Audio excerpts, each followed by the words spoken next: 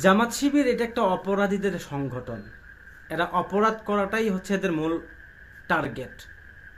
এটা যখন পাকিস্তান পিরিয়ডে এই সংগঠনটি প্রতিষ্ঠিত হয়, তৎকালীন সময় পাকিস্তান সরকার এদেরকে জঙ্গি গোষ্ঠী, সন্ত্রাসী গোষ্ঠী বলেছিল। এমনি এমনি বলে নাই। 2024 সালে আইসে আমরা এখন তার প্রমাণ দেখতেছি। দেখেন, ওর দাড়িমুখ জ্বালায় নেই ভালো করে। এখনই এদেরকে মাদ্রাসা থেকে কিভাবে বোঝানো হচ্ছে, ওয়াজের প্যান্ডেলে রাজনীতি প্যান্ডেল বানিয়ে বিএনপিকে মনে করেন যে ইসলামের বাহিরের লোক তারা বলে প্রচার করছে বা বোঝানো হচ্ছে। বিএনপির পোস্টার দেখেন, দেখা মাত্রই তারা কি করতেছে। আওয়ামী লীগের সাহিত্য খুব খারাপ খারাপ কাজ তারা করতেছে। শুধু তাই না, আরো একটা জিনিস দেখাই, দেখেন একটা ভিডিও কোরআন। আমি জানতে চাইছি দাড়ি ফেলা মানে কোরআন, এটা আপনি আমার বুঝাই দেন। আমি তো এটা না বুঝে দিয়ে আমি হেঁটেছেন কি লেগে বলতে হতো একটু বেগরিত হয়েছে। কেমনে বেগুড়ি হয়েছে?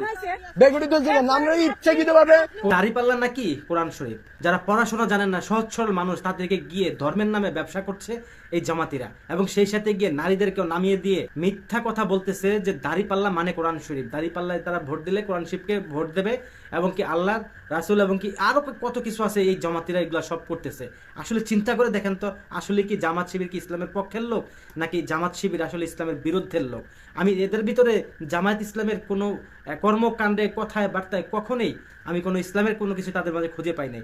পাবোই কিভাবে? তাদের ধর্মীয় বড় বড় লিডাররা একটা একটা সূরা বললে এর ভিতরে 5টা আয়াত থাকে, 5টা ইয়া থাকে ভুল, মানে সুন্দর করে বলতে পারে না। এরা একসময় জাসদের সাথে ছিল, এরা কখনো কি কোনো ধর্মীয় জ্ঞান রাখে যে এরা ভুল করবে না কি করবে? এরা তো কোরআনের আয়াত পড়তে গিয়ে ভুল বলবেই। আবার এরা জামাত ইসলাম নাম ব্যবহার করছে।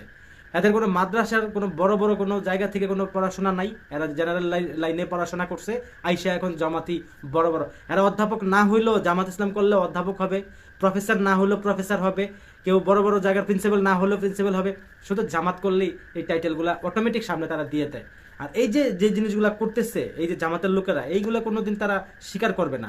আইসা আপনাকে গালি দেবে। জামাত একটি গালিবাজি দল, গালিবাজ সংগঠন। এটা এখন দেশের মানুষ সবাই জানে। এরা মুনাফিক, এরা মুনাফিক, এরা মুনাফিক।